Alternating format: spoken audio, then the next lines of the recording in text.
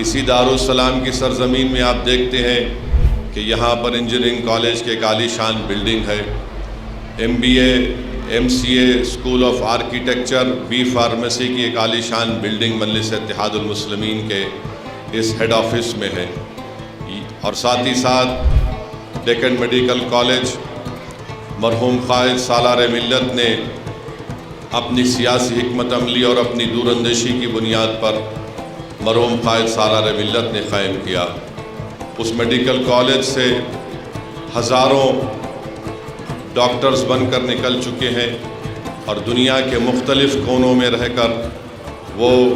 عوام کی اور غریبوں کی خدمت کر رہے ہیں۔ آج سے چند ہفتے پہلے امریکہ شکاگو میں ڈیکن ایلمنائی ایسوسی ایشن کا ایک بہت بڑی میٹنگ ہوئی امریکہ شکاگو کے شہر میں، جہاں پر مجھے بھی مدعو کیا گیا تھا، مگر پارلیمنٹ سیشن میں تھا اس لیے میں نہیں جا سکا۔ وہاں پر جناب تارود صاحب کو اب وہ دانا کے ان کو ذمہ داری دی گئی ہے۔ شکاگو میں ہزاروں کی تعداد میں ڈیکن میڈیکل کالج سے جن بچے اور بچیوں نے میڈیکل کی تعلیم حاصل کی،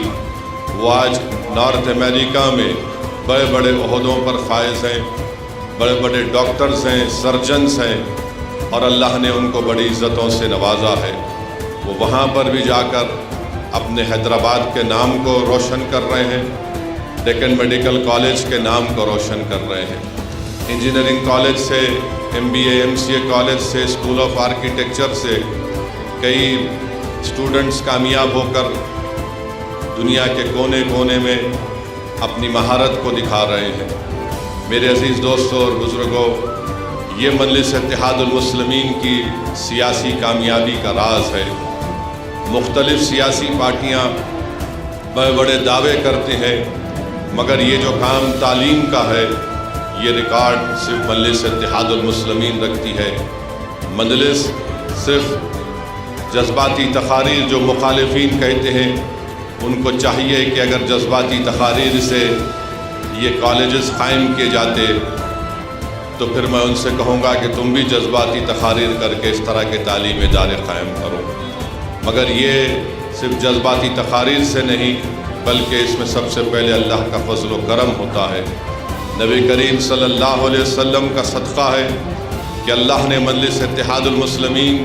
کے مرحوم قائد سلطان صلاح الدین اویسی کی قیادت میں یہ تعلیمی ادارے اور ایجوکیشن اسکیم کا قیام عمل میں لایا گیا۔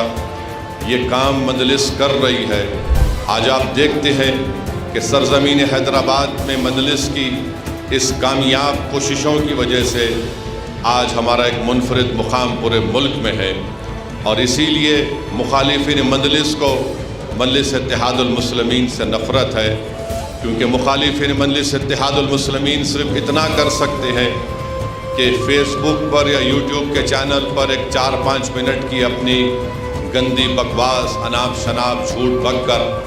وہ اپنے ذہنی فرسٹریشن کا اظہار کرتے ہیں، مگر ان میں اتنی ہمت نہیں ہے کہ اس طرح کے تعلیمی ادارے قائم کر سکیں۔ جو لوگ ایک سکول کی اینٹ نہیں لگا سکتے، وہ مجلس پر انگلی اٹھاتے ہیں، تو اس سے خود اندازہ لگائیے کہ ان کی سوچ اور فکر میں کتنی گراوٹ ہے۔ بہرحال مخالفین اور یہ تمام منافقین ہمیشہ تھے اور ہمیشہ رہیں گے، مگر جو لوگ اخلاص کی بنیاد پر کام کرتے ہیں، جو لوگ اللہ کو راضی کرنے کے لیے،